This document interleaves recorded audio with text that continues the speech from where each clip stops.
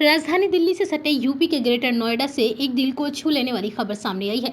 यहां दिल्ली से गुम हुआ नेपाल का बच्चा पुलिस ने 27 साल बाद उसकी मां से मिलवा दिया। दरअसल मामला ग्रेटर नोएडा के दादरी थाना क्षेत्र का है। यहां 27 साल पहले नेपाल से दिल्ली नौकरी की तलाश में आए एक परिवार का बच्चा रास्ता भटक गया, जिसको दादरी के कोट गाँव में शरण मिली।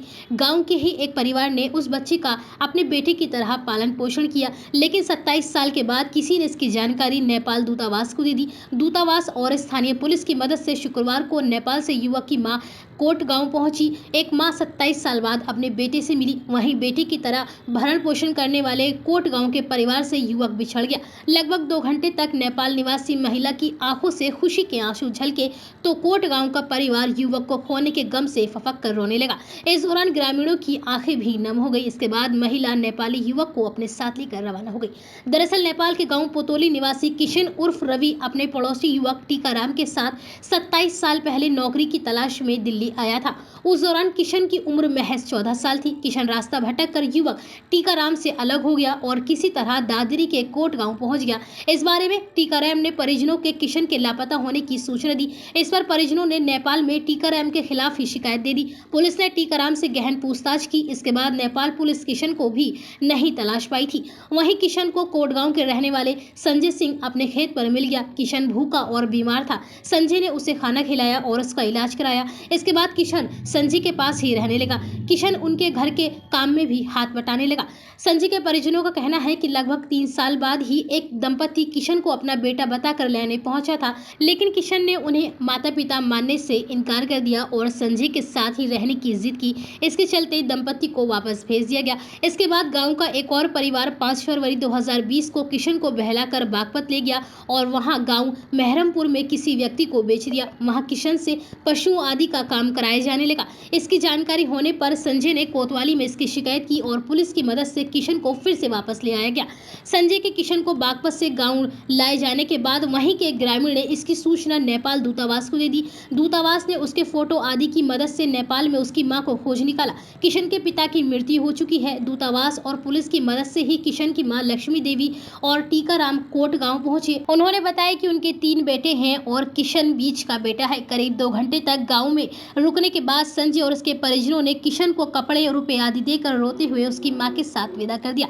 इस बारे में कोतवाली प्रभारी निरीक्षक राकेश कुमार का कहना है कि किशन का मेडिकल परीक्षण कराने के बाद पुलिस ने उसको परिजनों को सौंप दिया है। किशन के परिवार के मिल जाने से एक तरफ खुशी तो दूसरी तरफ उसके जाने का गम भी था। किशन के जाने से परवरिश करने वाले परिवार की आंखें भी नम हो गई।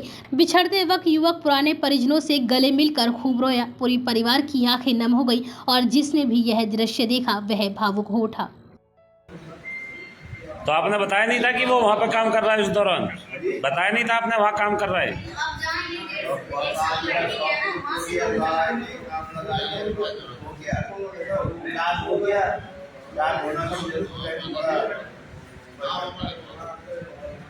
और ये दुनिया क्या करो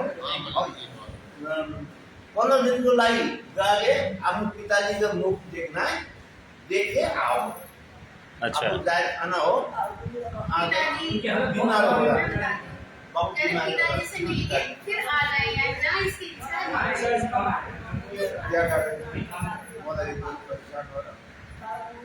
तो कितनी उम्र में आ गए थे? छोटी उम्र में आ गए थे। क्रम यह है जी, एक इनके कोई रिश्तेदार हैं नेपाल से, जिनका नाम टीका राम है। वो नौकरी की वजह से बच्चे को साथ में लेकर आए थे। क्या नाम था उसका? टीका राम। जिस लड़के को लेकर आए थे उसका क्या नाम था, क्या उम्र थी उसकी? रवि उर्फ कृष्णा है। उसकी उम्र उस समय लगभग 14 साल थी जी, और आज उसकी उम्र लगभग 40 के आसपास है। क्या हुआ था, कैसे नेपाल से यहाँ तक आया, कैसे आपको सूचना मिली? वो नेपाल से काम की वजह से यहाँ दिल्ली लेकर आए थे टीकाराम जी, और वजह 3-4 बार बदलने के बाद उन्होंने बिना बताए, टीकाराम जी को बताए हुए, वहाँ से वो मानसिक हालत कुछ उनकी खराब थी, जिसकी वजह से वो काम छोड़कर, फैक्ट्री छोड़कर वहाँ से निकल गए और जगह पता ना होने के कारण भटकते हुए यहाँ पहुँचे।